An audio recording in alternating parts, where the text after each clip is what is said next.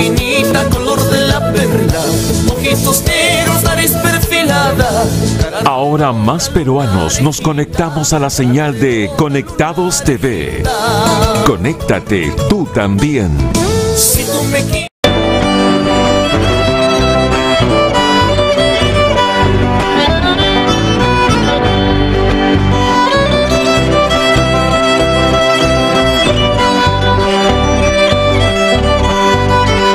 Ahora más peruanos nos conectamos a la señal de Conectados TV. Conéctate tú también. Oh, linda Arequipa, la novia dorada, que bella y esbelta, vestida de blanco, te veo al pasar con tu prometido. Ahora más peruanos nos conectamos a la señal de Conectados TV. Conéctate tú también.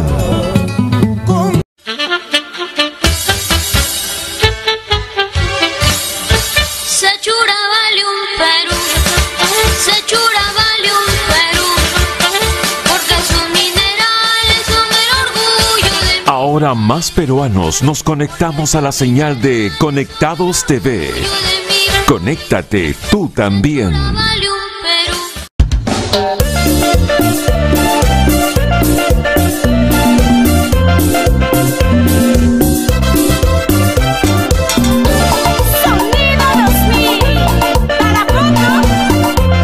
Ahora más peruanos nos conectamos a la señal de Conectados TV. Conéctate tú también.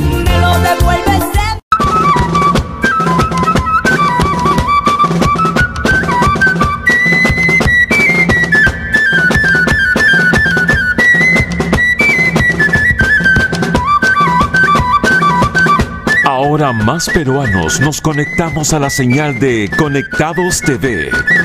Conéctate tú también.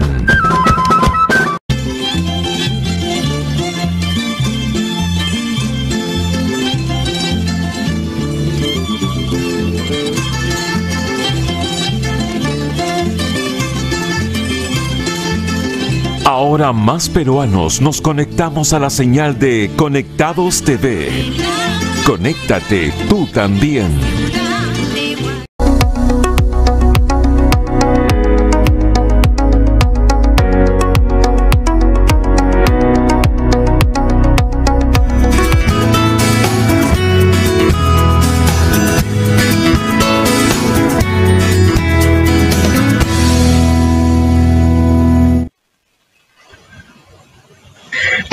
Muy buenas noches, ¿cómo estamos?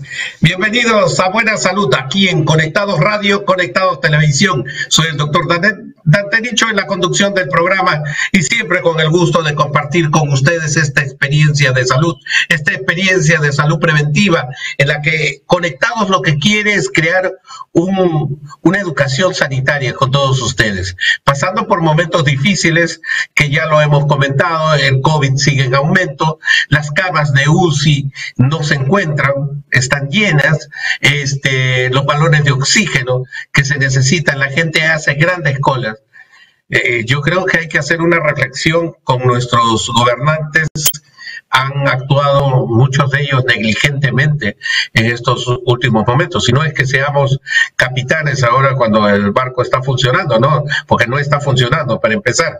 Pero ya debimos haber previsto muchas cosas de la primera ola. Esta es la segunda ola y realmente las necesidades se iban a aparecer, o por lo menos el indicador estadístico lo decía así.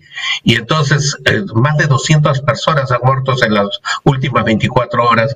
Ya realmente nosotros todos los días estamos viendo los datos que nos dan, pero no tenemos un viso de baja de estos datos.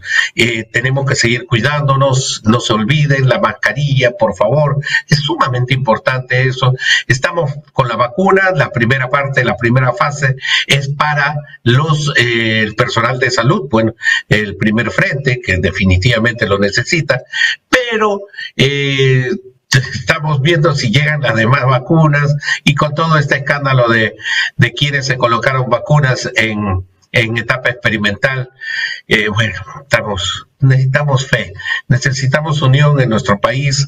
Nuestro país se desangra en esta gente que está infectada, pugnando por una cama en un sistema de salud que ya está precario. Pero ¿qué cosa pasa? Solamente es el COVID, nos estamos olvidando de las otras enfermedades, nos estamos olvidando de hablar de las otras enfermedades que también atacan y siempre atacaron a las personas en nuestro país. Debemos prevenirlas, debemos conversar sobre ello. Es por eso que el día de hoy vamos a hablar sobre un tema propio y quiero saber cómo se está actuando en este momento para tratar enfermedades urológicas, por ejemplo, enfermedades del varón. Vamos a hablar sobre cáncer de próstata. Cáncer de próstata, que es uno de los cánceres principales, y ya con el invitado, que ya está por acá con nosotros, con producción nos puede decir si es que ya está nuestro invitado para poder conversar sobre cáncer de próstata. Tengan en cuenta que es uno de los cánceres más importantes en el hombre. Y entonces vamos a presentar a nuestro invitado el día de hoy, acá en Buena Salud, Conectados Radio, Conectados Televisión y toda la serie de cables en todo el país. Más de 100 ciudades unidas por Conectados. Vamos a hablar sobre cáncer de próstata, mitos y verdades de ello. Presentamos al urólogo Carlos Rodríguez Napurí, de la Clínica San Gabriel. Carlos, bienvenido a Buena Salud. Muchas gracias por estar con nosotros. Buenas noches, doctor Nicho. ¿Qué tal? Un gusto poder estar en su programa. Saludo a toda su teleaudiencia. Bueno, ¿cómo está? Yo quisiera, antes de ver propiamente lo de la próstata y cáncer, que es algo que mata a muchos peruanos, quisiera saber cómo están actuando ustedes, los urólogos, que son cirujanos, o sea, operan y tienen que dar tratamientos a nuestros pacientes. ¿Cómo lo están haciendo en esta pandemia? ¿Se puede hacer? ¿Están haciendo teleconsultas? ¿Están haciendo consultas presenciales? En su caso, en la Clínica San Gabriel, ¿cómo? Porque el cáncer de próstata y los problemas urológicos no se han detenido por el COVID, por la COVID. Han continuado. Lo que pasa es que ya no lo mencionamos ni lo estamos viendo porque todos los hospitales están abarrotados con pacientes COVID. Pero ¿y qué pasa con el paciente que puede estar dando inicio a un cáncer de próstata, por ejemplo? Sí, efectivamente las enfermedades no han parado y no pararán, ¿no? Seguirán estando con nosotros, los pacientes van a seguir sufriendo de estas enfermedades. En el peor de los casos, en este tiempo que ya estamos con la pandemia a cuestas, pues las enfermedades avanzan, ¿no? Progresan. Y eso es lo que en algunos casos incluso llegan a ser o poco tratables o ya el tratamiento que se daría sería pues paliativo y ya no curativo, que es la intención justamente para este tipo de cáncer, que es el cáncer de próstata, ¿no? La prevención es muy importante en este tipo de cáncer, por eso la indicación de un control o un chequeo urológico a todos los varones a partir de los 45 años, ¿no?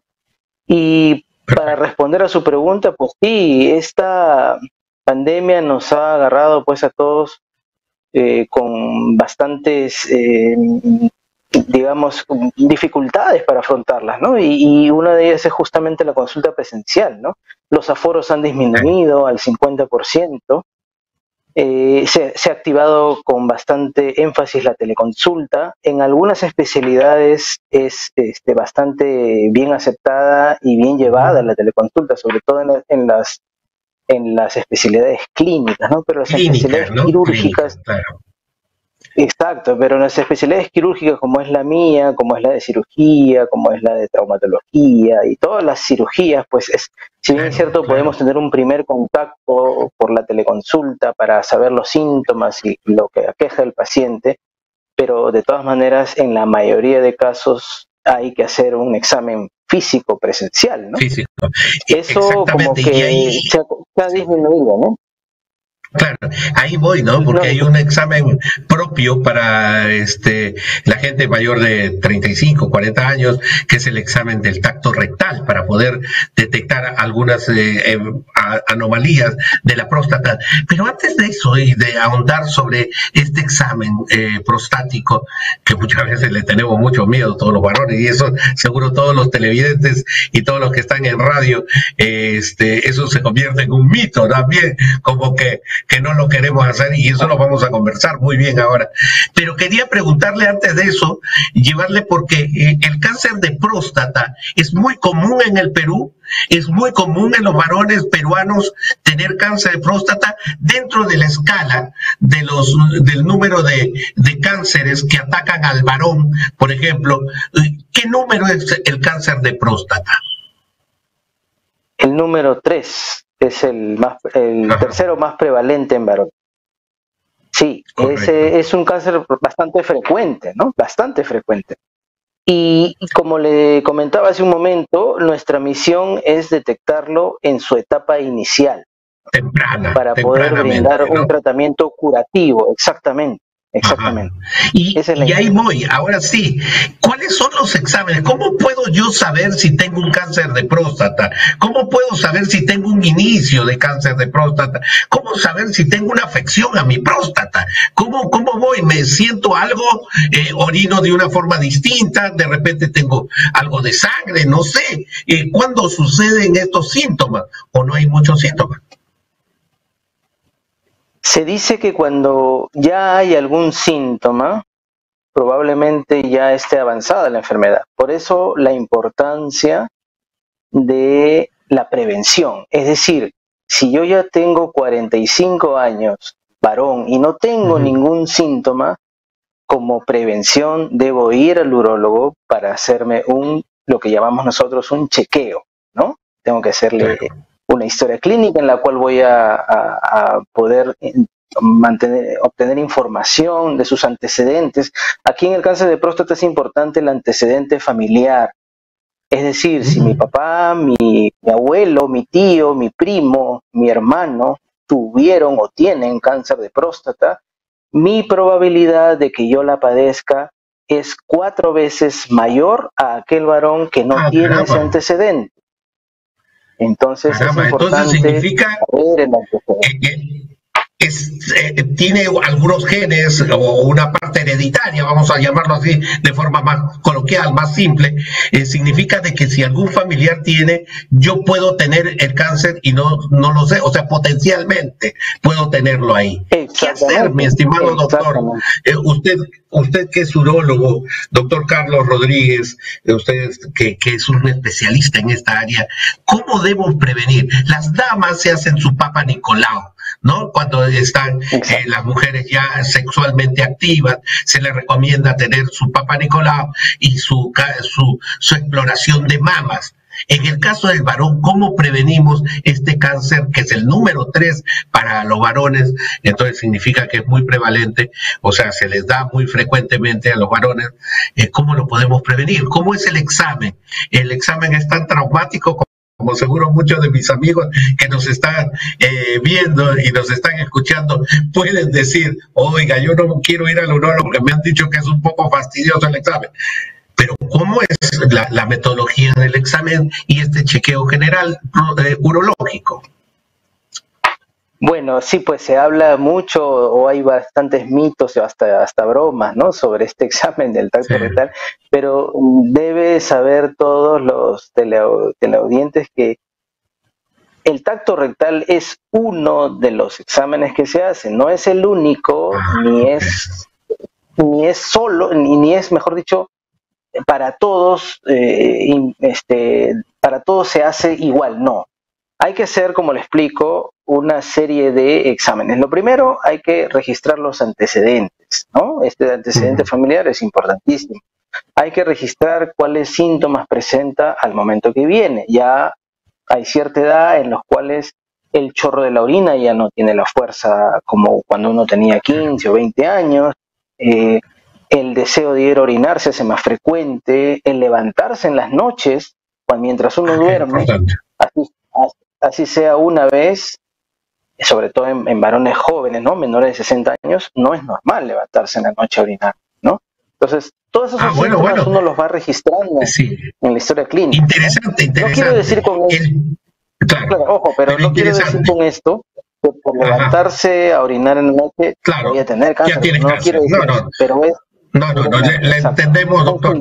Y nuestros amigos quiero que lo entendamos. Entonces, uno de los síntomas puede ser el chorro, ya no va con la fuerza que antes se orinaba cuando uno muy joven, orinaba y muy lejos, vamos a decirlo, ¿no? Que había buena fuerza. Ahora se ve que cae de a pocos o gotea. El goteo también tiene que ver. Hasta había un maestro que decía el que moja los zapatos, ¿no? ¿Se acuerdan? Algunos decían, moja los zapatos. El segundo que usted nos dice es el levantarnos en la noche a orinar varias veces. ¿Qué puede ser? O sea, o el aumento de la frecuencia. Exacto, son varios que se van juntando, pero ojo, estos síntomas incluso se pueden presentar en varones jóvenes, entre los 30 y los 45, pero no quiere decir que todos los síntomas corresponden a la misma enfermedad. Para que sea mucho más claro para todos, la próstata es un órgano normal que tenemos todos los varones, desde que nos concebimos en el útero de nuestra madre. La próstata nace con nosotros. Pero en el transcurso de los años de vida, esta próstata va envejeciendo como todo órgano y su forma de envejecer es creciendo. Entonces, estos síntomas pueden corresponder a un simple crecimiento esperable para una cierta edad que se da en un varón. Pero sobre ese crecimiento, que llamamos el crecimiento benigno, puede asentarse zonas de cáncer. Es decir, pueden coexistir en la misma persona, en el mismo varón, un crecimiento benigno, al que llamamos histológicamente hiperplasia prostática, pero también puede coexistir zonas de células cancerígenas. Entonces, nuestra misión como médicos, urólogos, es justamente detectar esas zonas cuando están muy pequeñas aún o que se están detectando incluso solamente por hacer el examen o por estudios más avanzados como puede ser una ecografía transrectal o una resonancia magnética multiparamétrica, que son exámenes que actualmente se utilizan y que en algunos casos pueden ser mucho más específicos para determinar zonas pequeñas incluso de cáncer inicial. Esa es nuestra misión, encontrar el cáncer inicial que en la mayoría de casos no da siquiera síntomas. Eso es lo Entonces que tenemos que hacernos el chequeo. Tendríamos que hacernos el chequeo. Menciono. Ahí está el secreto de todo. Ahí está el secreto. Por eso es que es importantísimo que todos lleven a casa la lección de hoy, ¿no? Si tengo 45 años o más, debo ir a hacerme un chequeo. Al comienzo se hace una vez al año, pero si vemos que después de 2 años no hay ningún criterio, ningún riesgo, ya se va dilatando esos chequeos cada 2 años. Un poquito más espaciado. Pero, exactamente, pero si yo tengo el antecedente familiar, o sea, yo sé que mi papá murió por cáncer de próstata, por ejemplo, y tengo ya 40 años, a esa edad debo empezar. O sea, si yo tengo el antecedente del cáncer en mi familia, de próstata estoy hablando, entonces debo empezar a los 40 años. Ya no esperar hasta los 45, sino a los 40 nomás empezar ese chequeo. Este es el programa de Buena Salud aquí en Conectados Radio, Conectados Televisión y en toda la cadena de cables que estamos en todo el país. Es así que en este momento nos acaba de escribir nuestro amigo desde Arequipa, un saludo a los grandes amigos arequipeños. Bueno, ya pasaremos la pandemia y podemos estar ahí comiendo un rocoto relleno, ¿no? Un adobo en Arequipa. Alberto Sierra nos dice, los veo por el canal 710 de Cable Más, que ahí estamos, por supuesto, para todo el sur. Interesante programa. Y nos hace una pregunta, doctor Carlos Rodríguez, quisiera trasladarla a usted. ¿Cuáles son las posibilidades de que el cáncer se haya propagado hacia otros, a más allá de la próstata? O sea, ¿se puede ir el cáncer de próstata a otros órganos? Por supuesto que sí. Cuando nosotros determinamos o diagnosticamos clínicamente un cáncer de próstata, debemos hacer luego una confirmación histológica, ahí es donde entra a tallar lo que es la biopsia de próstata. Y después de tener el diagnóstico definitivo, que es por patología o por histología, se hace lo que llamamos nosotros un estadiaje, o sea, hay que saber en qué estadio está. ¿Está en un estadio inicial, está en un estadio intermedio o está en un estadio avanzado? Cuando hablamos de un estadio inicial, generalmente es porque el cáncer está confinado o solamente localizado a nivel del órgano, de la próstata.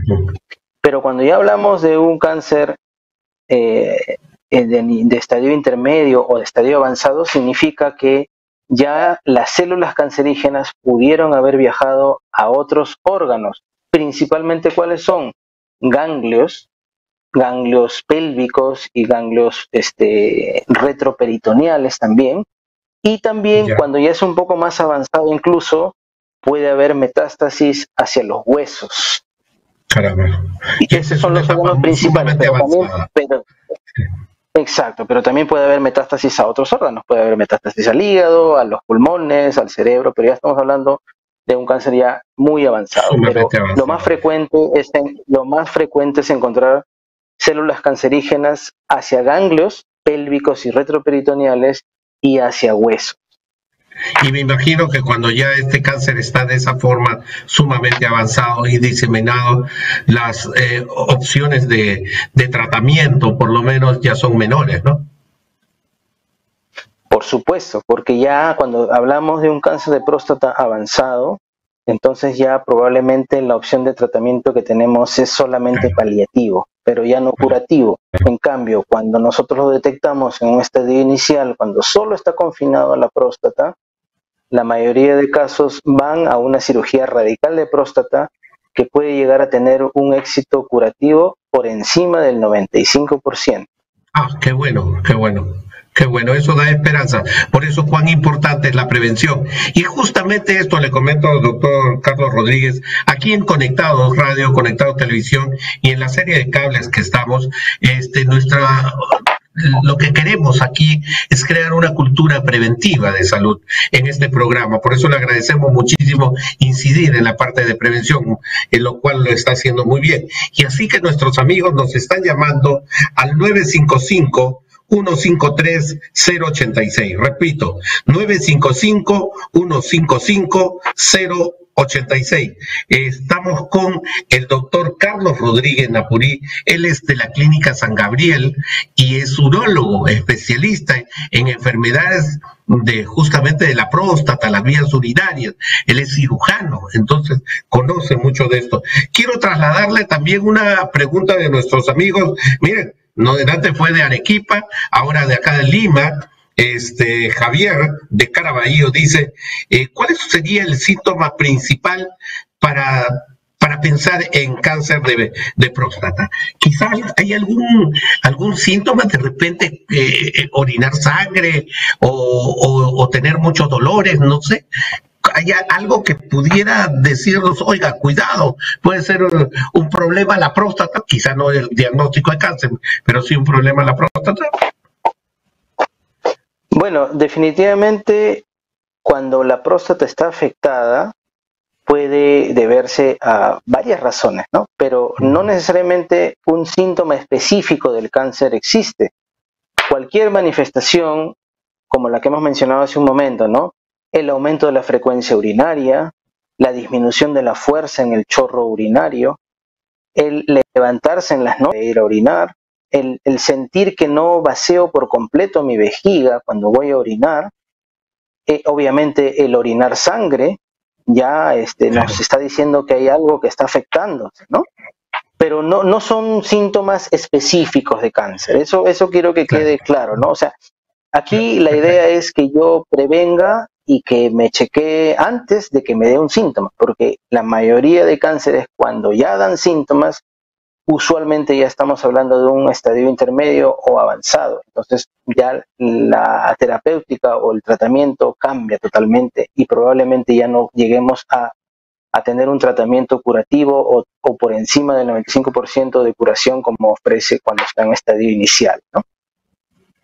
Sí, tengo varias preguntas, están entrando muchas preguntas al 955-155-086, puede hacernos las preguntas por WhatsApp, puede hacerlas tranquilamente, con toda la confianza del mundo, por favor, para eso estamos aquí conectados en este programa de Buena Salud. 955-155-086, estamos con el doctor Carlos Rodríguez Napurí, él es de la Clínica San Gabriel, y estamos hablando sobre próstata, cáncer de próstata, que puede estar alterada nuestra próstata. Cuidado, mucho cuidado, la prevención es lo más importante. Carlos, de la Victoria, el haber sido activamente sexual, qué interesante, activamente sexual puede producir el cáncer de próstata. Había un mito también de eso, ¿no? Que aquel que había tenido mucha actividad sexual en su vida sufría de cáncer de próstata. ¿Eso es cierto? Bueno, eso también es un mito, ¿no? Lo único que está demostrado científicamente es que los varones que tienen una carga hormonal o un nivel de testosterona un poco elevado con respecto al promedio, podrían tener mayor riesgo de sufrir de cáncer de próstata. Y esto se da generalmente a nivel mundial en aquellas personas de raza negra, ¿no? En ellos sí podría ser más prevalente. Pero ahora, lo que tiene que quedar claro es que el cáncer de próstata va o ya viene dado en los genes de cada persona, ¿no? Si hay carga familiar, con mayor razón. Pero eso de que por haber sido sexualmente muy activo, de todas maneras me va a dar cáncer de próstata, es un mito realmente. Y cuando yo entrevisto a mis pacientes y me preguntan eso, pues también, ¿no?, les menciono, o sea, aquí, con respecto a la salud de la próstata, la vida sexual, por supuesto que tiene mucho que ver, pero no tanto con respecto a la cantidad, sino tiene que ver mucho con respecto a la calidad. ¿Qué quiere decir eso? Que muchas veces, muchos varones, sobre todo cuando son muy jóvenes, no tienen no tienen como costumbre tener una adecuada higiene sexual. Ahí es donde probablemente yo puedo acelerar el crecimiento de la próstata produciendo inflamaciones constantes. Cuando no hay una adecuada higiene sexual, ¿a qué me refiero con eso? Por ejemplo, es indicado que después de cada relación sexual, al terminar de eyacular, lo más pronto posible debo lavarme los genitales y debo orinar. Con eso, con esa sola acción, que muchos varones no lo hacen, yo estoy previniendo que gérmenes, que hay intercambio de gérmenes con toda pareja, puedan llegar y alojarse en la próstata, y estos gérmenes son los que van a producir inflamación en la próstata. Por eso es que ahora vemos pacientes más jóvenes con inflamaciones o las famosas prostatitis, ¿no? Pero no quiere decir que por tener eso me va a dar cáncer, no, son enfermedades diferentes. Pero obviamente que si yo no tengo una buena calidad de vida, no tengo una higiene sexual adecuada, mi crecimiento, que ya está programado en mis genes, lo puedo acelerar. Y en ese crecimiento puede devenir una translocación en los genes y puede llevar a un cáncer de próstata. Es por eso, no tanto por la cantidad, pero sí por la calidad, eso sí. Correcto. Oiga, nos siguen llamando, le agradezco muchísimo, y a todos nuestros amigos en todo el país que nos están mandando mensajes por el tema de cáncer de próstata, mitos y verdades. Hoy día el doctor Carlos Rodríguez nos está ilustrando muy bien. No es que por muchas relaciones sexuales o por mucha cantidad de relaciones sexuales nos puede dar un problema de cáncer de próstata, no está relacionado directamente, pero sí la higiene, hay que recalcar eso. Miguel de Tarapoto, ay caramba, la gran ciudad de las palmeras, un abrazo para todos nuestros amigos que nos sintonizan en Tarapoto. ¿Se puede tratar el cáncer de próstata? ¿Cuál es el tratamiento de cáncer de próstata, mi estimado doctor Carlos Rodríguez? Bueno, eso va a depender mucho del estadio en el que se encuentre, ¿no? Como les mencionaba. Es importante detectarlo cuando está en un estadio temprano, porque si nosotros detectamos este cáncer cuando está localizado solamente en la glándula, y para eso hacemos varios tipos de estudios, el tratamiento por excelencia es la prostatectomía radical, que es una cirugía, como su nombre lo dice, radical de próstata. Extirpo por completo la glándula con todas las vesículas seminales, queda un espacio vacío y lo que uno luego es la vejiga con la uretra.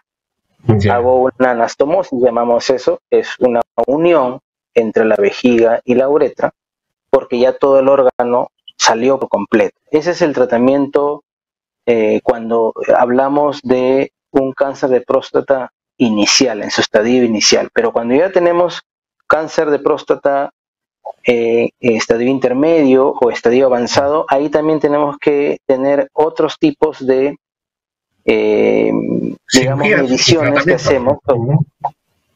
Sí, pero hay indicadores, ¿no? Hay indicadores que nos dicen a nosotros cuán riesgoso es que ese cáncer, a pesar del tratamiento, recurra, o sea, vuelva a aparecer, o inclusive avance, o sea, de intermedio va a ser avanzado, ¿no? Son marcadores que nosotros ya con los exámenes lo determinamos, pero, por ejemplo, si es que ya no es posible hacer una cirugía radical de próstata, en algunos casos se le puede dar un tratamiento con radioterapia o se puede dar inclusive tratamientos con quimioterapia que nosotros llamamos como la neoadyuvancia. ¿Qué quiere decir eso? Que le damos un tratamiento oncológico previo y probablemente después ya sea quirúrgicamente abordable. En otros casos es solamente con ese tratamiento. Y en el peor de los casos, cuando ya tenemos un estadio muy avanzado, probablemente el tratamiento sea solamente controlar la influencia hormonal que tiene este cáncer a través de la anulación de la testosterona, ¿no? Creo que se le quitan los testículos también. Exacto. El cáncer de próstata es alimentado principalmente por la testosterona y tenemos dos sitios principales de producción de testosterona. Los testículos entre un 85 a 90% y el restante en las glándulas suprarrenales. Entonces, el tratamiento para este estadio avanzado de cáncer de próstata implica suprimir la producción de testosterona. En algunos casos se les puede dar tratamientos hormonales para evitar la producción de testosterona. Hay medicamentos en ampollas que hacen esto. O en otros casos, cuando se les pone los pros y los contras a cada paciente, se puede hacer la extirpación de los testículos, claro, que es un equivalente, ¿no? El restante porcentaje de testosterona que se produce en las hormonas en las glándulas suprarrenales, sí, no es posible extirpar las glándulas suprarrenales porque ahí hay de otros órganos, de otras hormonas, otras alteraciones. Pero en ese caso, exacto, en ese caso se da otro tratamiento. Doctor Carlos Rodríguez Labuni, tengo varias preguntas y el tiempo nos está ganando y yo le agradezco, ha sido muy didáctico usted.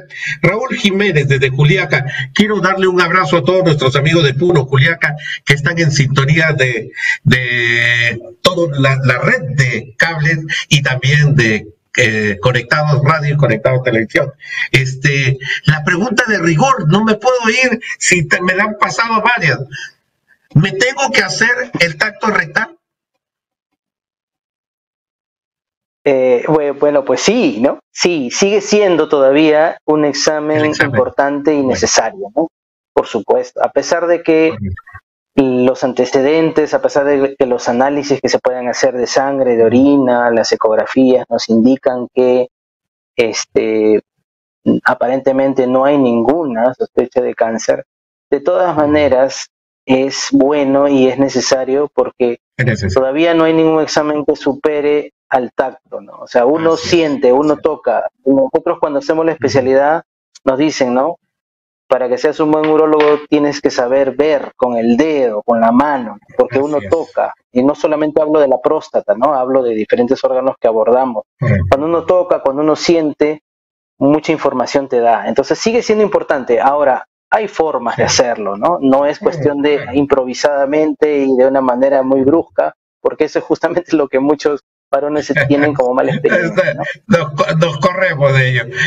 Yo soy mayor de 45 años y sí nos hemos realizado, y yo se lo digo a todos nuestros amigos que nos están sintonizando en todo el Perú, debemos hacerles examen. Es quizá un poco incómodo, pero como lo dijo el doctor Carlos Rodríguez, hay formas de hacerlo en forma que no sea traumática, y no es traumático realmente, sino que tenemos esa idea con ese falso machismo que nos acompaña siempre y que pensamos de que nos están haciendo algo que no deberíamos permitir. Mentira, es una forma de cómo prevenir enfermedades de la próstata, y así como a la mujer le hacen su Papa Nicolau y le ponen su espéculo y ahí le sacan, también al varón hay que hacerle su tacto rectal, que se llama así, tacto prostática también, así si quiere. Doctor Carlos Rodríguez, usted que es urólogo de la Clínica San Gabriel, ¿en cuál de las clínicas San Gabriel lo ubicamos? Bueno, a mí me pueden encontrar en la Clínica San Gabriel, que queda en la Avenida La Marina, cuadra 29, en San Miguel, ¿no? La Clínica San Gabriel es parte del Complejo Hospitalario San Pablo. Exactamente. San Pablo, por supuesto que sí, y le agradezco, un gran profesional, y adelante con todos dentro del COVID.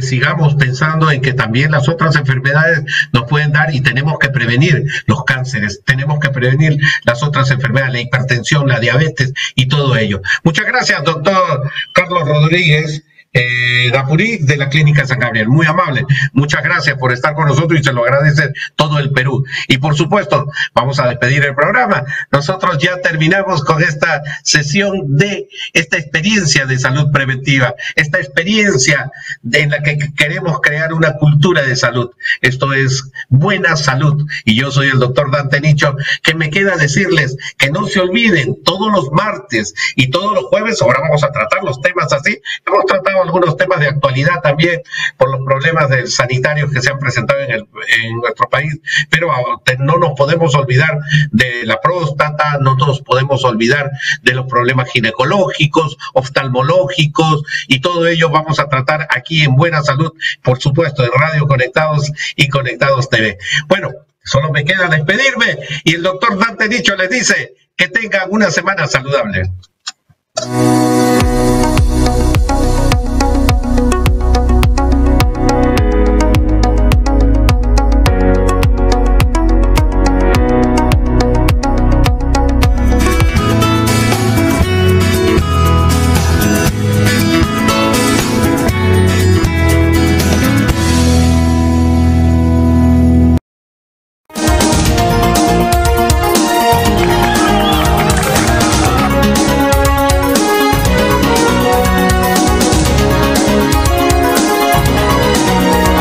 Estamos presentando Mesa Central por Radio Conectados.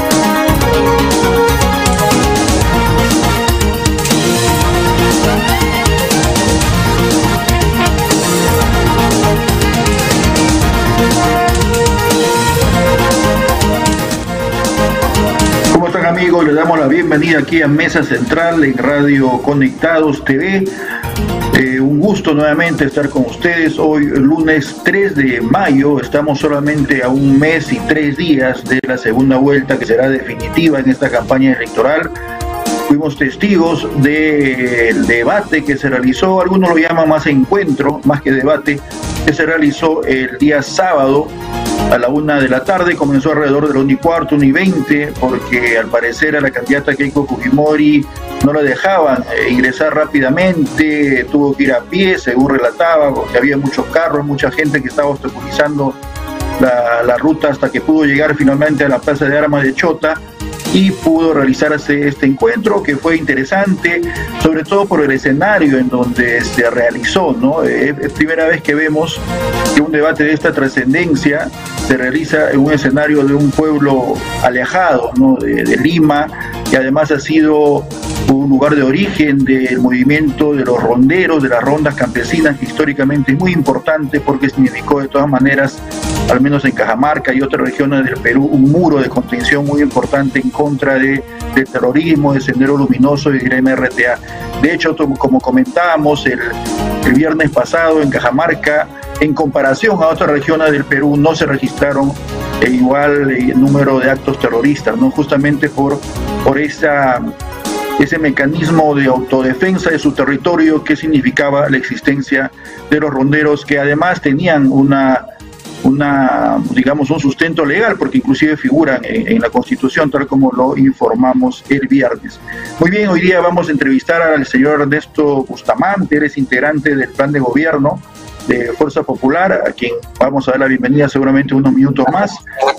Justamente, estamos aquí. ¿Cómo está, doctor Bustamante? Bienvenido. Le saluda John Villanueva, aquí en Mesa Central Radio Conectados. Buenas noches. ¿Nos escucha bien? Buenas noches, John. Muchas gracias por la invitación. Un placer estar en su programa. Gracias a usted por permitirnos esta conversación.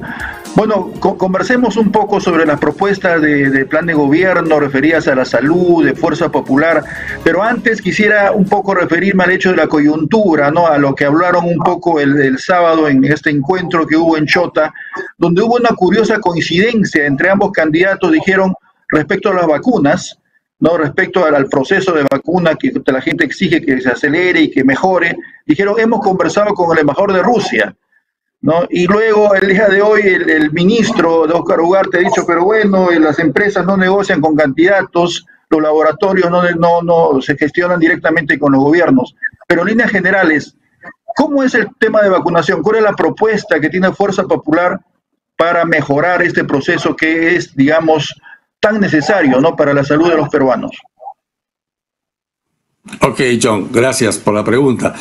Pues en efecto, el día del debate, el señor Castillo mencionó que habían conversado con el día previo, o sea, el viernes de la noche, con el embajador de Rusia.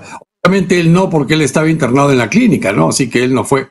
Pero nosotros, Keiko Fujimori y yo, fuimos a una cena en la residencia del embajador de Rusia y conversamos en una serie de temas, entre ellos vacunas y suministros de diverso tipo para el sector salud, fundamentalmente. Pero no fue una visita de privados en el sentido que lo sugiere usted, como habría mencionado el ministro Ugarte, no escuché esas declaraciones de él. Nosotros hemos sido en calidad de simplemente ciudadanos y la señora es candidata a la presidencia de la República, uno de los dos candidatos que hay. Y yo fui en calidad de congresista. Entonces, no hemos ido de privados a comprar vacunas como privados. Eso no. Correcto. La idea es, estamos hablando acerca de vacunas, sí, pero para el Estado peruano y en compra por el Estado peruano, ¿no? No sé qué habrá hecho realmente el partido del señor Castillo. Imagino que ellos también están haciendo sus averiguaciones, pero la nuestra sí fue una gestión real, ¿no? Correcto. Bueno, hay varias cosas que no sabemos que está haciendo el equipo del doctor Castillo, porque ni siquiera conocemos todavía los nombres de los integrantes de su equipo técnico, ¿no? Lo cual la verdad que es muy grave, y a medida que pasan los días, esta ausencia de información preocupa, ¿no? Porque mal que bien es uno de los dos candidatos que ha pasado esta segunda vuelta, y si no sabemos, si los ciudadanos no saben el equipo técnico, entonces la elección va a ser más difícil. Pero le insisto en la pregunta, doctor Bustamante, ¿cuál sería la propuesta de Fuerza Popular para mejorar el tema de la vacunación? Bueno, ok, perfecto. Lo que queremos, nuestro ideal es poder tener a la población adulta vacunada hacia fines de año. Es decir, tan solo 5 meses entrado el nuevo gobierno. Es un reto fuerte. En este momento no conocemos cuánto de vacunas, en realidad el stock que hay de vacunas es mínimo, porque vacuna que llega, vacuna que se pone, obviamente. La limitante en este momento es la cantidad de vacunas. Entonces nosotros estamos suponiendo que hacia el 31 de julio el señor Sagasti debe dejar una buena cantidad de la población vacunada. Son 3 meses que faltan, un poquito menos, 3 meses. Y hoy día van vacunando 1.100.000 personas. Entonces, esperemos que al ritmo de 1 millón por mes logren llegar a 4 millones a fines de julio. Eso nos deja a nosotros el reto de vacunar a 20 millones de peruanos en solo 5 meses. Es decir, a la sazón de 4 millones por mes. Y para eso se debe tener una logística adecuada, pero fundamentalmente saber con qué vacunas contamos. porque cada vacuna tiene su propia lógica de administración y de aplicación. Y como en este momento no se nos está dando información desde el gobierno, y la que el gobierno anuncia públicamente en sus discursos, en sus conferencias de prensa, es muy confusa, ¿no? Porque dicen haber firmado contrato por 38 millones o 48 millones de dosis, pero ¿dónde están los contratos? O sea, ¿cómo se cuando llegan nosotros poder hacer nuestra planificación? Entonces yo estoy partiendo del supuesto que no hay nada, que a partir del 28 de julio habrá gente vacunada y nada más, porque en este momento no nos dan evidencia en contrario. No nos dicen, mira, acá hay un contrato que dice que tal día te llegan tantos millones de vacunas. Con eso en la mano yo puedo planear, pero con humo no se puede construir nada. Entonces es muy difícil. Evidentemente estamos tratando de ponernos en el peor de los escenarios, y es que llegue el 28 de julio y sea verdad lo que todos tememos, que no haya más que humo, más que saliva malgastada, ¿no? Y tengamos que cero. Pero si no es así, pues lo que tenemos, asegurándonos que la vacuna que se administra a los peruanos sea de calidad. Eso es importante. Administrar una calidad proteja bien contra la enfermedad, también contra la infección. Es importante para detener la epidemia. Ese es el primer punto, pero una vez que ya la vacuna está en el Perú, de alguna manera no podría acelerarse, no podría mejorarse el procedimiento para la vacunación, porque la verdad que es muy lento, los procedimientos son todavía un poco mal organizados, ¿no? No podría... Sí, yo he visto algunos vacunatorios... de instituciones, quizá, en este afán. Sí, claro. Sí, yo he visitado algunos vacunatorios en los pasados días y, por ejemplo, los de salud están muy bien montados, están equipados muy bien. Las enfermeras que son responsables por ley de lo que es la puesta de vacunas están haciendo un excelente trabajo. La culpa no es de ellos, la culpa no es de los enfermeros, ni de los médicos, ni del sistema que brindando. Si no hay vacunas. Entonces, no habiendo vacunas suficientes, no se podría en este momento decir, hoy vamos a vacunar a 400,000 personas. No se puede, porque no hay vacuna. Si llegan en muchitos, ¿no? Entonces, la limitante es la cantidad de vacunas, no es la estrategia de la vacunación en sí. Por eso es que es importante para nosotros cuántas vacunas tendremos a nuestra disposición a partir del 28 de julio. Probablemente eso se sepa recién formalmente tengamos la facultad legal de solicitarlo, que es cuando uno entra como comité de transferencia, ¿no? Y están obligados a brindar información. Pero en este momento no la brindan, pues. Entonces es muy difícil hacer pronósticos sobre humo. Correcto. Doctor Bustamante, vamos un poco más allá del tema de la vacuna y hablemos un poco del marco general de la propuesta de Fuerza Popular para el sector salud. Y para empezar, el tema del presupuesto. He leído algunos puntos de la propuesta y no contemplan el plan de Fuerza Popular, al menos en la información que tengo, no contempla un aumento del presupuesto del sector salud, como si lo hacen, o lo han indicado otras candidaturas. ¿O me puede corregir al respecto, por favor? Claro, lo que pasa es que tenemos que saber con qué contamos, ¿no? En este momento hay un porcentaje del presupuesto que no se gasta. El porcentaje de ejecución presupuestaria es bajo. O sea, nada sacamos en este momento, aumentamos el presupuesto de 20,000 millones de soles al año a 40,000 millones de soles al año. Si cuando llega el 31 de diciembre hay que devolver 25,000. O sea, no tiene sentido pedir presupuesto cuando no se sabe gastar. Entonces, lo que tenemos que hacer es ver cuánto tenemos. Sabemos cuánto necesitamos. Y en parte, porque, por ejemplo, no sabemos cuánto habrá para comprar nuevas vacunas, porque si ya están compradas, bien. Si no están compradas, hay que recién gastar. Entonces, son muchas interrogantes. Presupuesto hay, simplemente es el dinero que no se está gastando. Y otra cosa, también tenemos la facultad de pedir una modificación de la ley de presupuesto de la República, ampliando. De hecho, vamos a hacer un proyecto de ley. El primer día que entramos a presentar un proyecto de ley modificando el presupuesto general de la República, porque, por ejemplo, hay que modificar además la ley del canon y la ley del presupuesto para poder dar el 40% de canon a la población de las regiones que reciben, tal como lo prometió Keiko en el debate. Entonces, naturalmente, allí veremos si es necesario hacer un aumento importante en el presupuesto para salud o para educación, para llegar a fin de año con los objetivos, ¿no? Sí.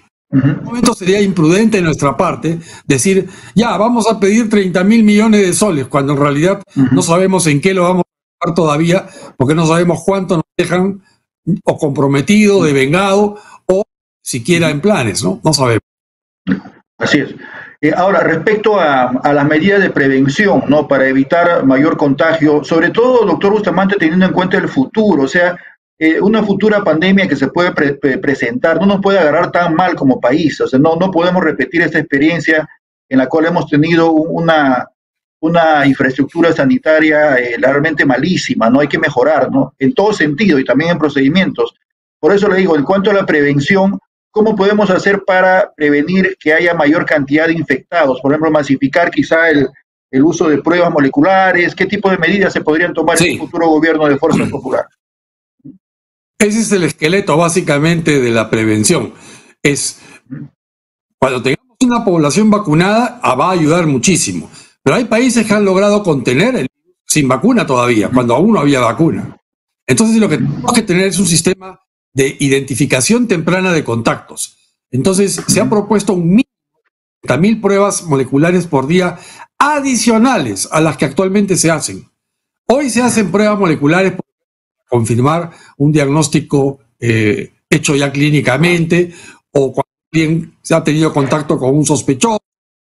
Bueno, esas son pruebas que se están haciendo y se seguirán haciendo. Pero aparte, queremos hacer pruebas en personas que son asintomáticas. O sea, personas que no tienen fiebre, ni dolor de cabeza, ni han tenido un contacto. Por ejemplo, usted y yo. Le tocan el hombro a usted y le dicen, señor, disculpe, abra la boca, y le mueven el hisopo.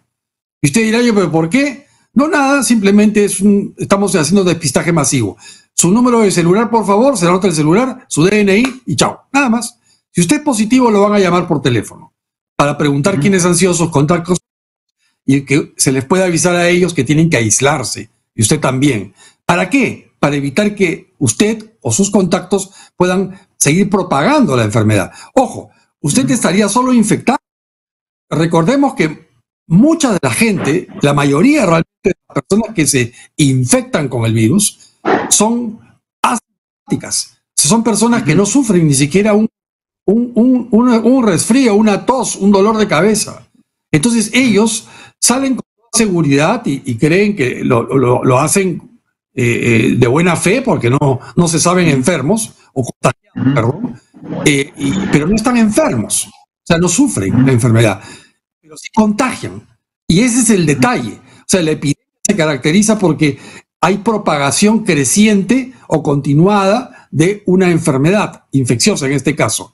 Para cortarla hay que evitar que haya... Es así de simple. La solución es sencilla y hay que identificar temprano contagiados. ¿Cómo se hace eso? No se les puede mirar el color de la camisa ni ver el fondo de ojo porque no hay síntomas. Lo que hay que hacer es una prueba molecular. Eso es lo que distingue a un infectado de un no infectado. Y entonces por eso es que proponemos pruebas moleculares masivas en personas asintomáticas. Ese es el principal eje del control de contagios. Tenemos muchos matices más, por ejemplo, lo que se llama la vigilancia, o sea, vigilar el genoma, el ARN del virus, para estar prevenidos qué variantes nuevas hay. Recordemos una cosa, este es un coronavirus que va a estar con nosotros años. Así es. No significa... No confundamos las cosas. Nuestro gobierno, de salir elegida Keiko Fujimori, presidenta de la República, significará que vamos a vacunar a la gente y vamos a cortar la cadena de contagios al mínimo. Pero habrá casos. Y la idea es mantenerlos al mínimo y que no mate prácticamente a nadie. Ya, pero siempre estará el virus ahí. ¿Y si muta? ¿Y si se presenta una variante letal? Y viene una tenemos que estar preparados para eso. Entonces, por eso requerimos tener un sistema de prevención y un sistema de vigilancia genómica. Es muy importante. Y estar preparados no solamente para que este mismo coronavirus nos ataque con nuevas variantes en el futuro, sino para que no vaya a aparecer una siguiente pandemia con otro virus. Tenemos que estar, así como usted bien dijo, nuestra estructura de salud debe cambiar. Nosotros también tenemos que acometer la mejora del sistema de salud. Eso, lamentablemente, no es algo que se hace de un día para otro, pero sí se hace a lo largo de algunos años. La pandemia es algo que se resuelve ya. Ahora, la persistencia de la enfermedad, tenemos que vivir con ella, manteniendo estas medidas de control. Y vacunaciones, quizá habrá que hacer vacunaciones anuales, no sabemos. O sea, quizá luego de la vacunación que termine en diciembre, habrá una nueva ronda de vacunación a partir de julio. No sabemos. O sea, eso depende de cómo evoluciona la epidemia en el Perú y en el mundo. Así que hay mucho por hacer. Lo que tenemos y no estar frente a una situación de emergencia como ha sido este año, sin que se haga nada. Los gobiernos del presidente Sagasti, anteriormente el presidente Vizcarra, simplemente no han hecho las cosas que debieron hacer. No quiero decir cuáles fueron las cosas, no es el tema, pero el asunto es que no se hizo. No se usó pruebas moleculares cuando se debió, se usó las pruebas rápidas, no se usó oxígeno cuando se debió comprar oxígeno, la gente se moría ahogada, literalmente. Y no se compró vacunas cuando se debió comprarlas. Teníamos ya un contrato listo de 10 millones de dosis de pruebas de vacunas Pfizer. No lo pagamos. Se pagó por miedo. Por miedo burocrático. O algunos dicen por intención de favorecer corruptamente a la vacuna de otro país, ¿no? Así que yo creo que eso es lo que hay que cambiar. Hacer las cosas bien esta vez. Ahora, doctor Bustamante, hay un tema también interesante acá, que es hay que encontrar un equilibrio con el tema de reactivación económica también, porque la estrategia de salud no solamente se trata del Ministerio de Salud, sino tiene que ser una estrategia que recorra de manera transversal, ¿no? Todo el gobierno, ¿no? Y los otros sectores también, porque, por ejemplo, de alguna manera hay que tratar de evitar aglomeraciones provocadas por algunas medidas del gobierno, ¿no? Por ejemplo, el toque de queda ha sido motivo de aglomeración a determinada hora, ¿no? Y eso en su momento también pudo haber contribuido a generar mayor cantidad de contagios. Entonces hay que ser creativo, hay que tratar de encontrar ese equilibrio, ¿no? Que no va a ser sencillo para el equipo de trabajo que seguramente usted va a liderar en un futuro gobierno de Fuerza Popular. No va a ser sencillo, no va a ser sencillo. Lo importante aquí es que quien lidera el equipo, nuestro equipo de gobierno es un equipo técnico. O sea, no necesariamente será el equipo que gobernará. Eso lo digo con claridad. Mi intención no es ser el que gobierne ni ser el ministro. No. Mi intención es ayudar a mi país en este momento. Ahora tengo el papel de parlamentario electo, pero también estoy en el equipo de plan de gobierno. Y como tal, quiero contribuir a que haya un plan factible, plausible y realizable. ¿Quién lo ejecute? No importa. Lo importante es que se haga bien y estaremos vigilantes todos para que se haga bien. Y para eso tenemos que criticar. Así como yo he criticado antes a gobiernos anteriores y a este actual, está bien que nos critiquen, porque es de la crítica que uno aprende. No hay que rechazar la crítica, hay que aprender la crítica. Claro, es que te critiquen otra cosa, es que te insulten, pero así es en la política, pues no, hay de todo. Pero lo importante es entender que la crítica tiene un fin bueno al final, si es que uno la sabe escuchar. El error precisamente del presidente no escuchó a sus críticos, escuchaba a sus adulones. Ese fue su error. Y parece que el presidente Sagasti ha cometido el mismo error también. Pero en fin, no hablemos de los errores del pasado. En el futuro yo creo que los peruanos deben ser optimistas, elegir un gobierno democrático que permita que en un ambiente de libertad se pueda restaurar la economía. Como usted bien ha señalado, sin salud no hay economía y sin economía no hay salud. Es en realidad transversal, bien dicho. La educación también está ahí metida. Nuestros niños, miren cómo han sufrido. Han tenido una educación virtual o no existente. Y este año parece que no va a ser diferente. Entonces, es muy grave, ¿no? Consecuencias que estamos pagando nosotros y las siguientes generaciones es nuestra responsabilidad de hoy, de los hombres y mujeres de hoy, de este año 2021, el dejar para que hayan cambiado en 2022. Esa es nuestra intención. Ahora, para terminar, doctor Bustamante, muchas gracias por sus respuestas. Un tema personal que tiene que ver también con la política, ¿no? Porque hoy día una noticia preocupante. Usted sabe, siempre la vida humana está primero antes que cualquier otra consideración, ¿no? Y hoy día la candidata Keiko Fujimori ha anunciado que su hermano Kenji ha sido infectado, ¿no? Está contagiado.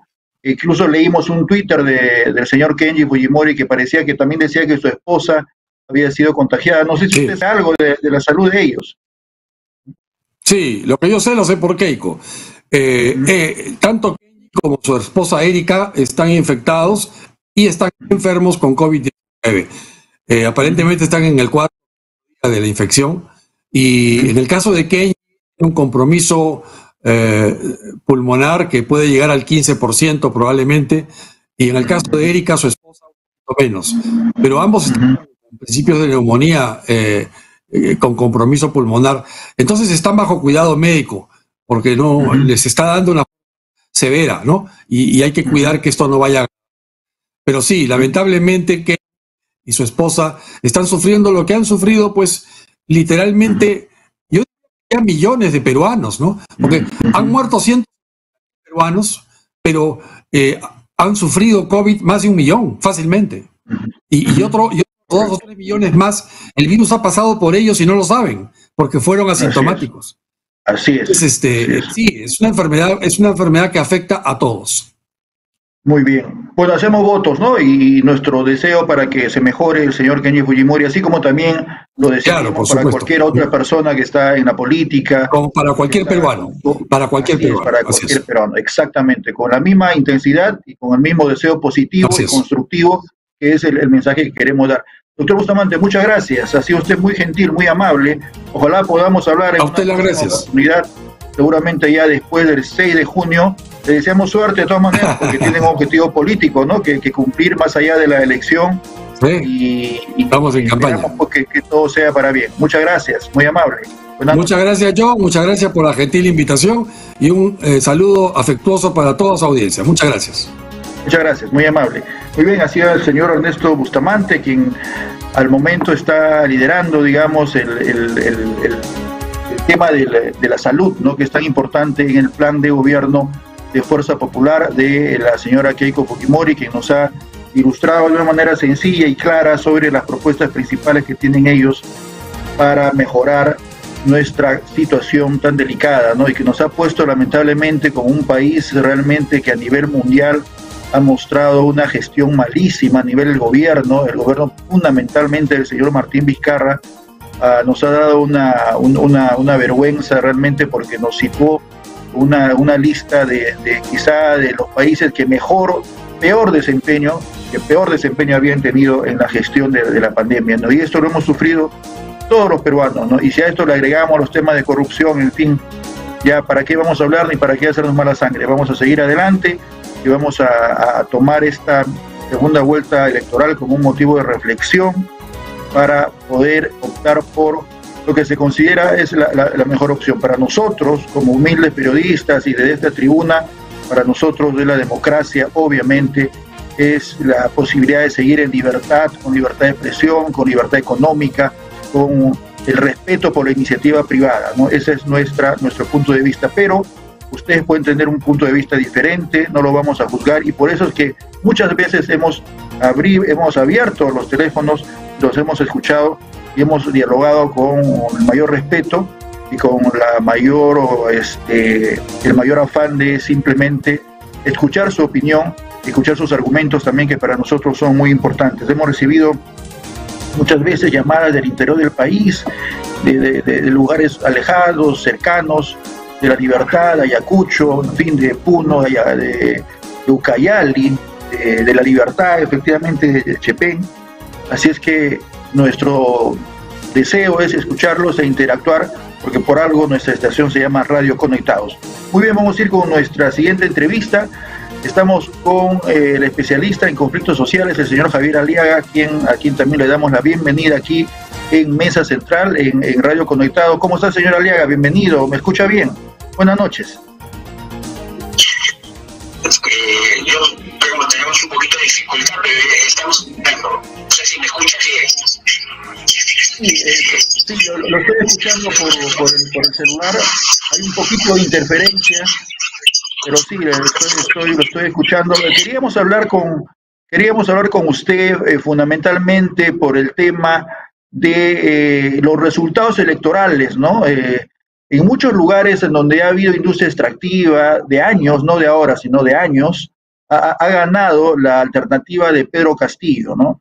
Y esa alternativa digamos, de izquierda radical, de extrema izquierda, es la alternativa que ha ganado. Esto ha sido motivo de análisis y tiene que ver también con la distribución de los recursos que muchas veces no han llegado a esas zonas, a las comunidades del entorno más cercano en donde están las industrias extractivas, como las mineras, por ejemplo, ¿no? Y eso también tiene que ver un poco con el canon y la capacidad de gestión de los gobiernos. ¿Cuál es su opinión al respecto? ¿Por qué se ha producido esto y cuál es su análisis de este tema, de esta votación que ha alcanzado en esa instancia la alternativa de Perú Libre, en la primera vuelta? Yo creo que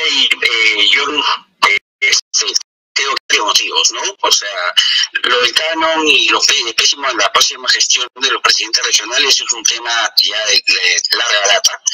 Más de 10 años que tenemos, ahora vamos a hablar un poco de ellos si tenemos tiempo, y se ha juntado con el tema del COVID. El tema del COVID pues ha originado pues el tema del turismo, los restaurantes, una cadena de empresarios, emprendedores que de la noche a la mañana se quedaron pues en la calle. Eso significa pues que la gente es más sensible y más receptiva a mensajes populistas, como lo que hace este señor Pedro Castillo, ¿no? Correcto. Esos mensajes populistas tendrían un poquito más digamos, de aceptación en esos lugares, pero realmente la responsabilidad de esta falta de recursos en esas zonas, ¿es de las empresas o es de los gobiernos? ¿Cuál es? Quizás no hay un entendimiento respecto a este origen, ¿no? De por qué no hay ingreso, no hay suficiente cantidad de recursos en esos lugares pobres del país. No, yo creo que yo ahí leí un artículo muy bueno la otra vez que le decían que el fracaso de los socios de Castillo en las regiones, ¿no? Pongamos, hay varios ejemplos, pero pongamos dos ejemplos. El que todos sabemos que es el señor Vladimir Cerrón. Ese es un caso pues, sumamente delicado, ¿no? Vemos, y el señor que me sorprende muchísimo, porque yo creo que la candidata Keiko Fujimori debería darle esa pregunta, decirle esa pregunta más que nadie, porque Cajamarca hace 10 años era otra Cajamarca que es ahora, ¿no? Ahora está sin empleos, en un estado de ingresos paupérrimos, etcétera, y todo comenzó realmente por un señor que se llamaba Gregorio Santos. Este señor Gregorio Santos, amigo de Pedro Castillo, amigos no solamente de amistad, de liderazgos sociales, sino también de profesores. Antes de muchísimo tiempo y ahí comenzó todo.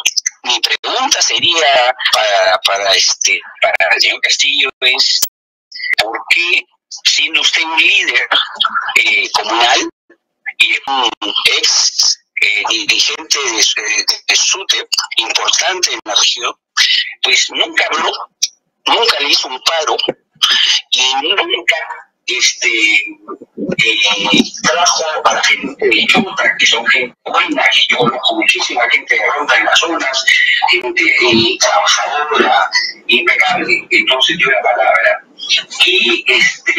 y se fueron de frente al gobierno regional a demandar obras que necesitaban, como el agua y desagüe y todo lo que se necesitan en casi todo Perú, pero millones de millones tenía el señor Santos. Y el señor Pedro Castillo no dijo nada, pero absolutamente nada. Eso para mí es clarísimo. Porque mira una forma de expresar está diciendo que va a tomar todas las empresas, etcétera, etcétera, pues si las empresas están cumpliendo, las empresas están pagando un canon, las empresas están pagando regalías.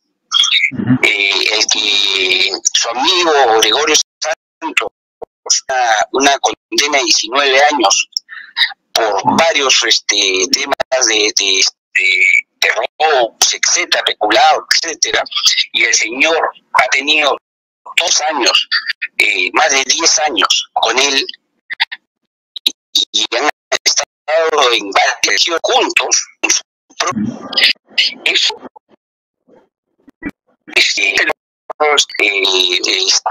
Pedro Castillo. Señor Pedro Castillo, ¿qué hizo usted por el pueblo cajamarquino con el señor Gregorio Santos, que robaba y robaba y no y nada? Y además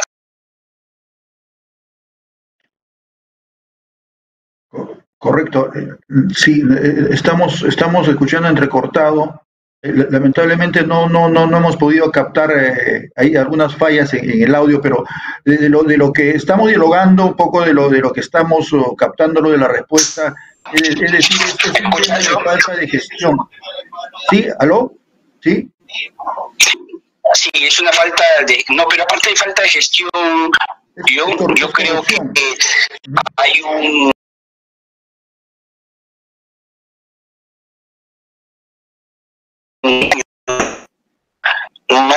No hizo una marcha contra el gobierno regional de Cajamarca demandando lo que está demandando ahora.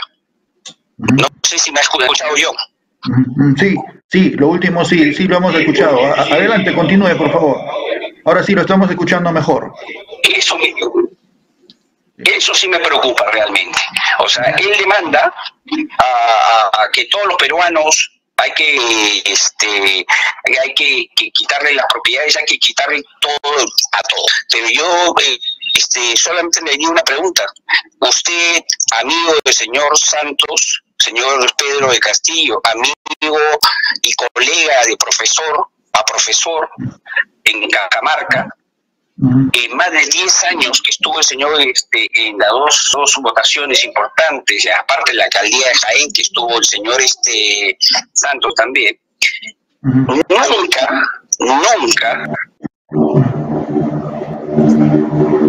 nada de robo y mala gestión.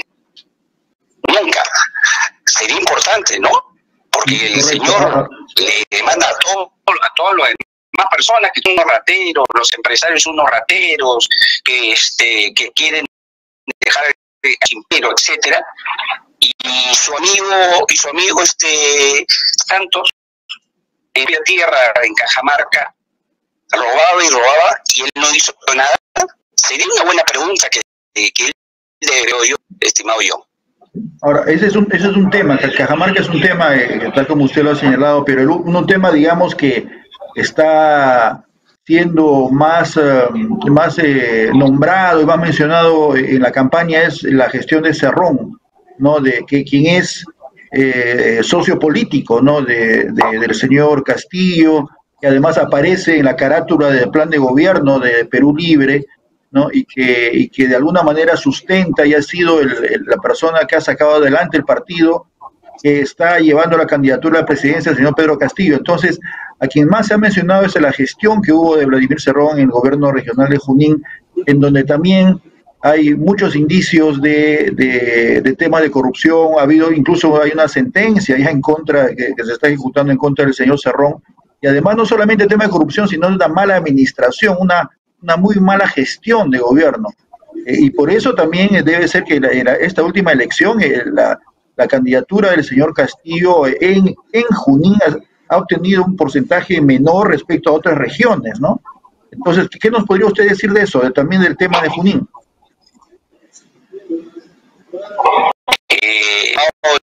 Yo no solamente Curina, hay varios socios que tenía anteriormente el señor Pedro Castillo, todavía no lo están diciendo. Ellos, un frente importante, cuando hicieron el Frente Amplio con el cura Arana, ¿no? Y ahí se juntaron con ciudadanos del cambio, con Salomón Lerner Quitis, con Tierra y Libertad de Marco Arreán, con Patria Roja, etcétera, y con más de Santos, y ¿con quién más? Con nuestro amigo Cerrón también.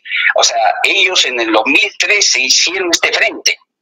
O sea, ya estaba manejado. A mí me causa, además hay un tema que yo quisiera poner en el tintero aquí, porque al final nadie está hablando de la esposa también de Cerrón.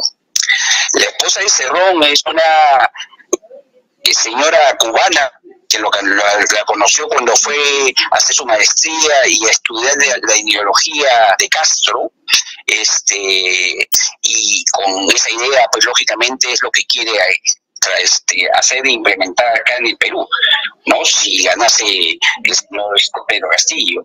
Pero adicionalmente es interesante leer la historia de esta señora, porque esta señora ha sido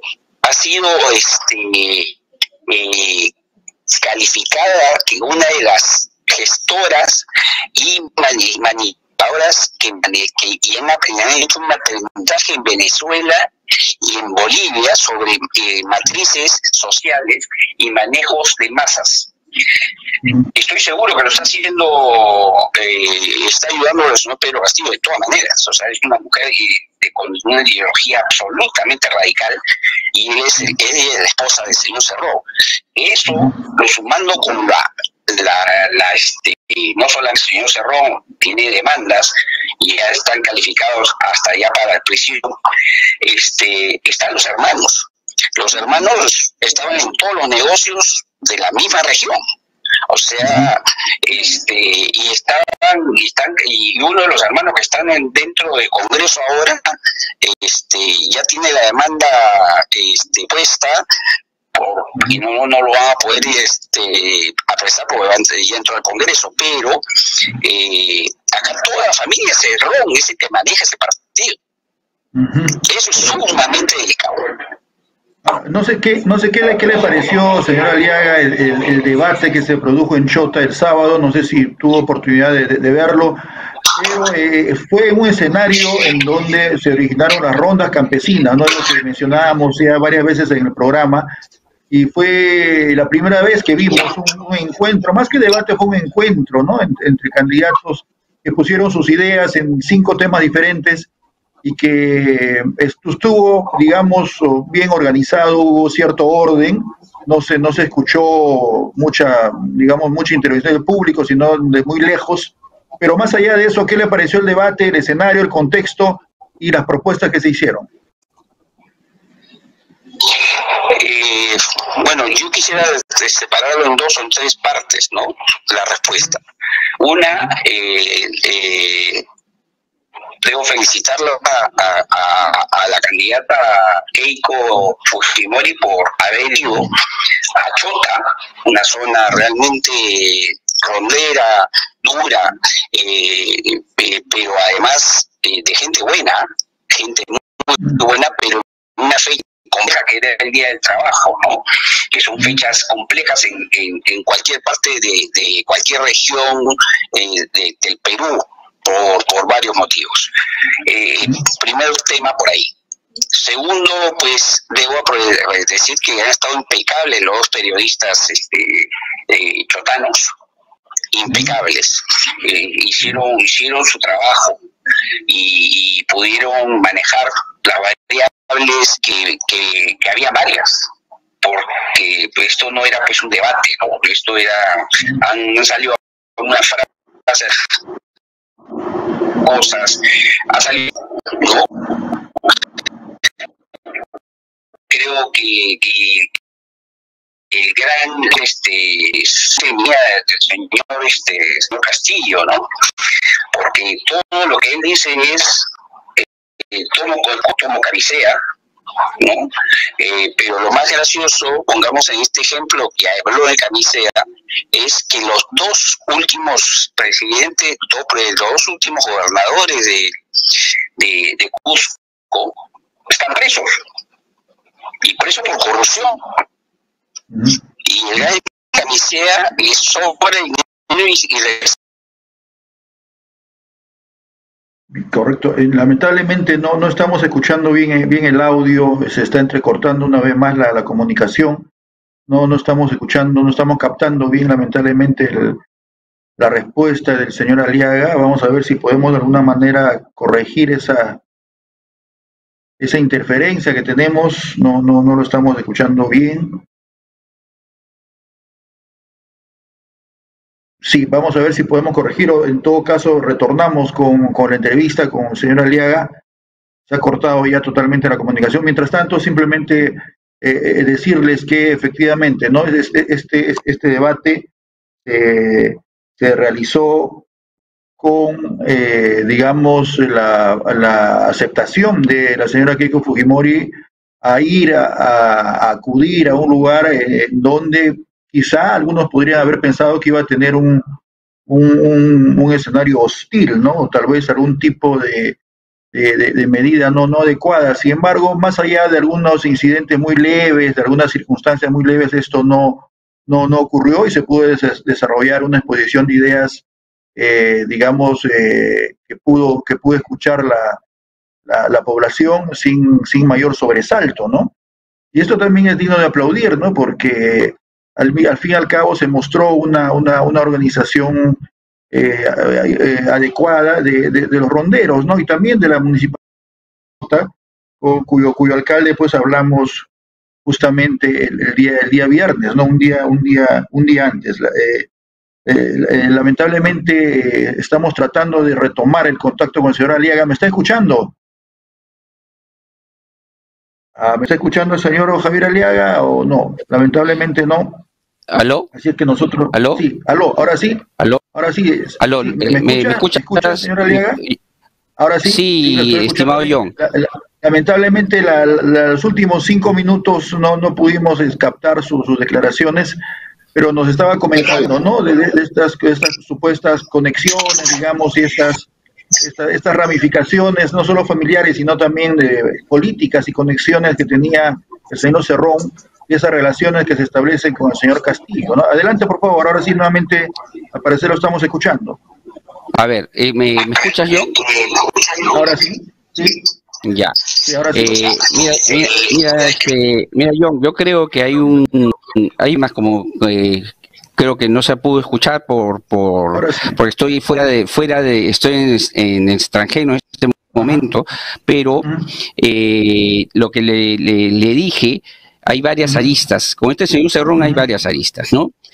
Primero, que en su presidencia de la región fue copada por su propia familia. Comenzamos por ahí, ¿no? Porque todos tienen denuncias, ¿no? El otro tema realmente que a mí me preocupa muchísimo es la esposa de Cerrón. La esposa de Cerrón es una señora con mucho respeto, pero ideóloga total, y ella ha sido una de las partícipes generadoras de marchas y además de movimiento en masa, y ese aprendizaje lo ha tenido en Venezuela y Bolivia, y eso ha salido escrito. O sea, por lo cual a mí me parece que el señor Cerrón, aparte de que ya se ha demostrado que él tiene todo el poder en su partido, pues, porque realmente el partido es de Cerrón, ¿no? Si no hubiera tenido la denuncia y no hubiera metido preso, lógicamente el señor Pedro Castillo no hubiera aparecido en esta encuesta, ¿no? En este texto. Pero diciendo al final lo de Chota, no sé si me habías escuchado, estimado John. Sí, adelante. Estábamos justamente hablando de Chota, que le apareció sus opiniones sobre este debate, el contexto en donde se realizó, el escenario, en donde fue invitada la señora Keiko Fujimori, acudió y no hubo mayor incidente que lamentar. Creo que al fin y al cabo hubo un buen encuentro, una buena oportunidad para que los ciudadanos escuchen la propuesta de ambos, ¿no? A mí, yo lo partiría en dos partes. Primera parte, que la señora Fujimori de verdad ha sorprendido a varios. Yo estoy sorprendido haber ido a Chota en esa fecha, puntualmente en esa fecha, y aceptó todos los pedidos que pidió el señor Pedro Castillo, que es lo más inaudito, porque normalmente en unos debates, pues, cada parte dice algunas cosas, ¿no? Que sea más las ideas se den más claras, ¿no? Pero dicho, yo he visto, lo que he visto del señor Pedro Castillo, pues que es absolutamente populista. Dice el tema del gas de camisea, que parece que no ha estudiado nada del tema del gas de camisea. No hay un contrato, ¿no? Y que esto se va, si tomas posición del gas de camisea, va a una internacional. Tiene que pagar el Perú. Nadie ve este tipo de cosas, ¿no? Y el partido no es un partido, pues, de su... Ese es un tema que me sorprende, pero ahí él dice que toma lo de camisea porque el pueblo necesita ese, etcétera. Diría el señor Castillo, pero primero, los últimos presidentes regionales de Cusco, yo millones de dineros sobre camisea sin contar mineras, camisea, y señores, o sea, volvemos a lo mismo, o sea, y son partidos regionales, correcto, la mayoría creados así nomás para después al año desaparecer. Todos tienen un hilo que son de izquierda. Correcto. No hubiera nada si hubiesen trabajado muy bien, no hubiera pasado al revés. Creo que Cusqueños lo hubieran aplaudido, ¿no? En eso yo me quedo. Muchas gracias. Muchas gracias, señor Javier Aliaga, por su participación en nuestro programa. Muchas gracias por permitirnos esta oportunidad para conversar, y será hasta una próxima oportunidad. Muchas gracias. Buenas noches.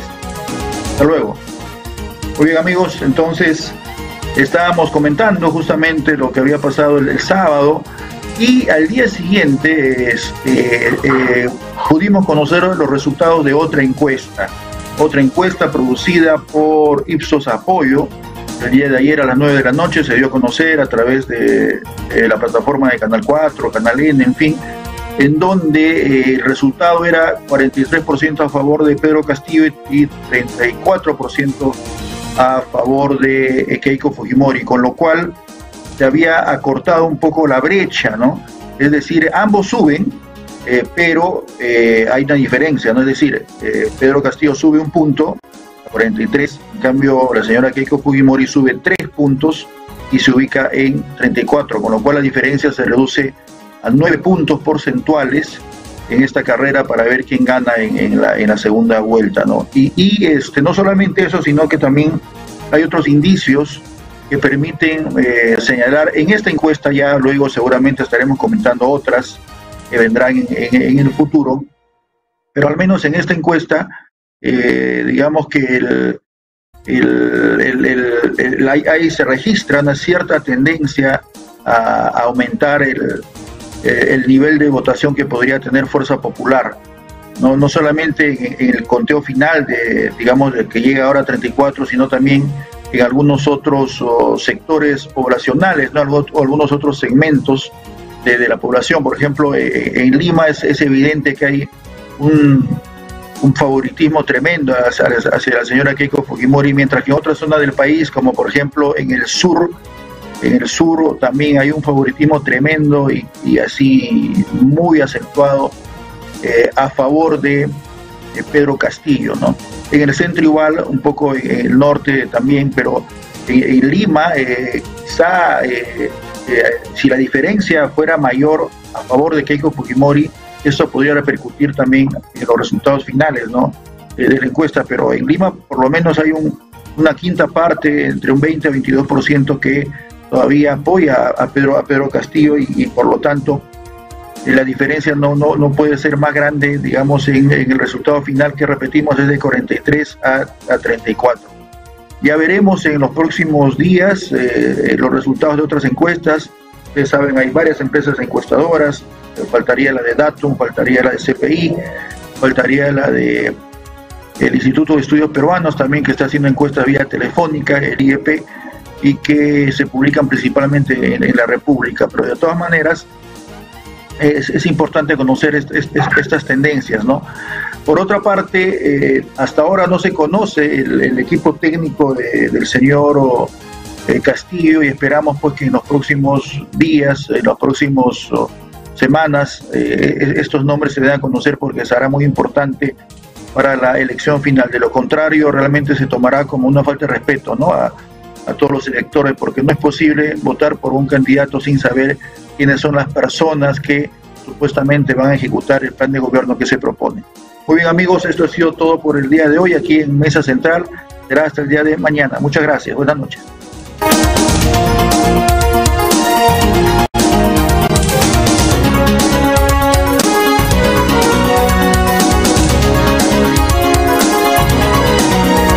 Estamos presentando Mesa Central por Radio Conectados.